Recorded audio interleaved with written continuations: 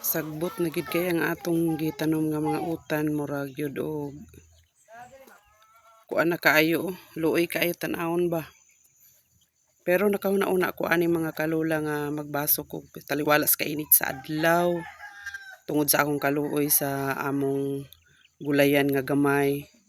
So naningkamot ko nga makaguna. So mao na ni ang nahinlo.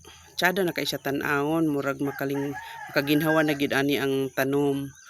Oo, nice na kay siya katan-awon ug makahugaya na pud ang mga manok ani kung unsay ilang tukaon dinhi sa kuan, aning string beans. O maklaro na ang bag-ong tinanom nako nga udlot sa kamuti kanang gulayonon gyud. Dayon ang akong aplan nga kangkong mo na akong gitanom diha.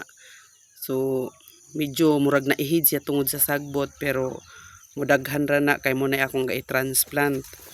Og ang atong string beans namunga na nakalingkawas siguro ni sa tuka sa manok. O nice na kay siya tan-awon kay maklaro na gyud. Hinlo na kay sa tanan.